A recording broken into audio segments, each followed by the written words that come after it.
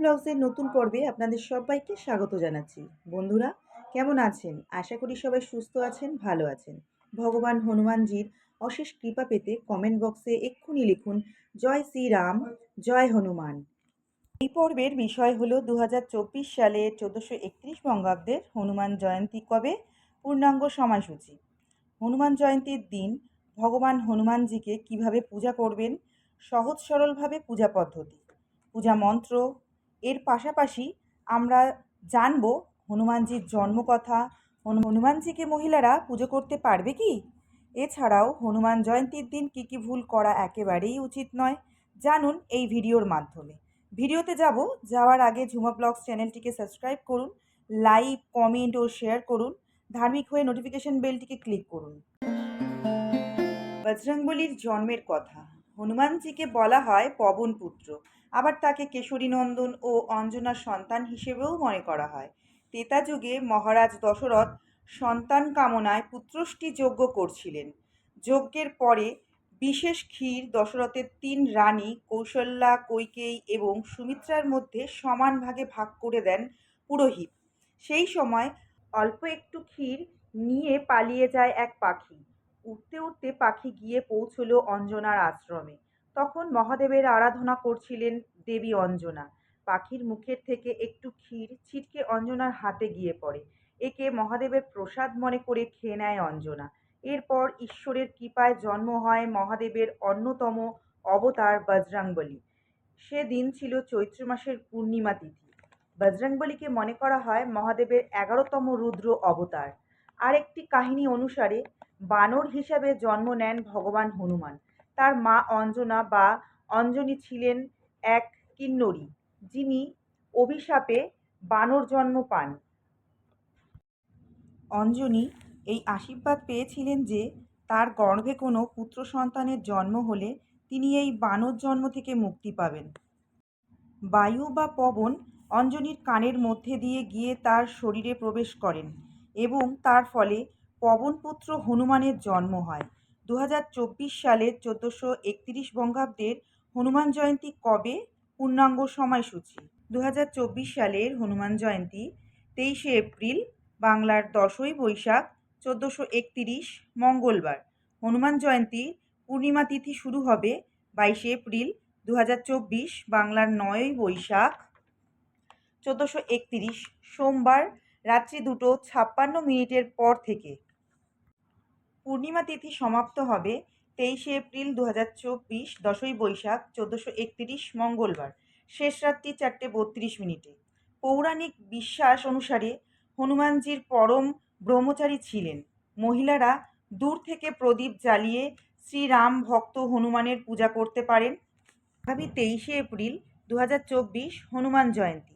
এই দিন মহিলারা ভগবান শ্রী হনুমানজিকে কিভাবে পূজা করবেন। হনুমান জয়ন্তীতে মহিলারা বজরংবলীর মূর্তি বা হনুমানজির ছবি স্পর্শ করতে পারবেন না।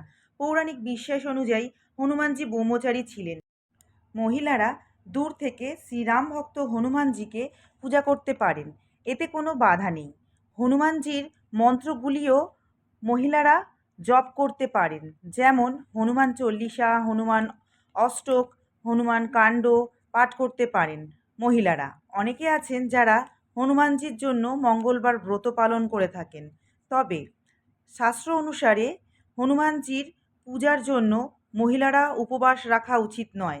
এছাড়াও মহিলাদের অশৌচি চলাকালীন বজরংবলীর পূজা করা উচিত নয়। হনুমানজি একজন ব্রহ্মচারী ছিলেন, তাই হনুমানজিকে পবিত্র সিঁদুর, সুতো বা কাপড় মহিলাদের পরানো উচিত নয়। বজরংবলী সকল নারীকে তার মায়ের সমান মনে করেন, তাই হনুমানজির সামনে মহিলাদের মাথা নত করা তিনি পছন্দ করেন না। হনুমান জয়ন্তীর দিন পূজা করার জন্য কি কি জিনিস লাগবে। পূজার উপকরণ: তুলসী পাতার মালা, তুলসী পাতা, বেল ফল, বেল পাতা, লাল ফুলের মালা, লাল ফুল, কমলা সিঁদুর, সর্ষের তেল বা জুঁই ফুলের তেল এবং বিশেষ করে যেই জিনিসগুলো লাগবে সেই জিনিসগুলি হলো মালপোয়া বা বেসনের তৈরি লাড্ডু। হনুমান জয়ন্তীর দিন সকালে স্নান সেরে শুদ্ধ বস্ত্র পরে হনুমানজির মূর্তি বা ছবিতে পূজা করতে হবে। হনুমানজিকে স্নান করিয়ে তুলসী পাতার মালা এবং লাল ফুলের মালা গলায় পরিয়ে দিন। মহিলারা হলে এই মালা গলায় পরাবেন না, পাশে রেখে দেবেন, গলায় পরাবেন না। এরপর ধূপ প্রদীপ জ্বালিয়ে নেবেন। বাবার সামনে বেসনের তৈরি লাড্ডু, বেল, ফল মিষ্টি ভোগ সাজিয়ে রাখবেন এবং জল অবশ্যই রাখবেন। সব ভোগের ওপর তুলসী পাতা অবশ্যই দেবেন। তুলসী পাতা ছাড়া ভগবানের ভোগ কখনোই গ্রহণ করবেন না। যিনি পূজা করবেন তিনি আসনে বসবেন। একটি বিশেষ ঘোল তৈরি করবেন। সেই ঘোলটি হলো কমলা সিঁদুর এবং জুঁই ফুলের তেল দিয়ে তৈরি করতে হবে। যদি আপনাদের কাছে জুঁই ফুলের তেল না থাকে তাহলে সর্ষের তেল ব্যবহার করেন। এই ঘোলটি তৈরি করবেন এবং হনুমানজির সর্বাঙ্গে এই ঘোলটি লাগানোর চেষ্টা করবেন। যদি মহিলা হন তাহলে এই ঘোলটি লাগাবেন না, ঘোলটি তৈরি করে পাশে রেখে দেবেন। বাবাকে পুষ্পাঞ্জলি অর্পণ করবেন। হাতে বেলপাতা, তুলসী পাতা, লাল ফুল এবং অক্ষত নেবেন এবং রাম রাম মন্ত্র বলতে বলতে হনুমানজির শ্রীচরণে অর্পণ করবেন। 3 বার এই বিশেষ মন্ত্র জপ করবেন।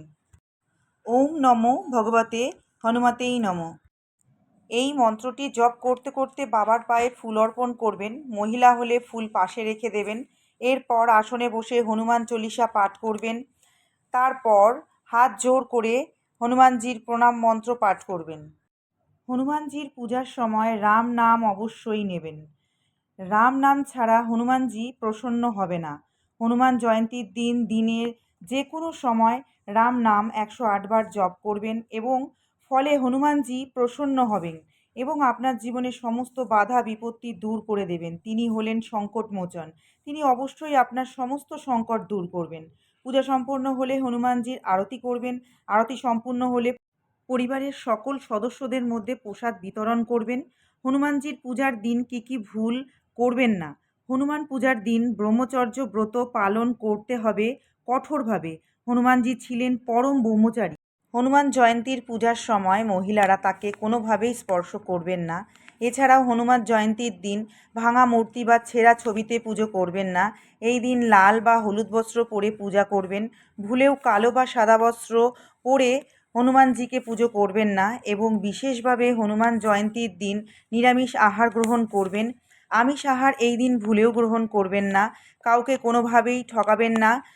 এই রকম সহজ সরলভাবে বাড়িতে আপনারা হনুমানজির পুজো সম্পূর্ণ করতে পারেন। জয় সিয়ারাম, জয় হনুমান। ঝুমা ব্লগস চ্যানেলের সাথে থাকার জন্য অনেক অনেক ধন্যবাদ।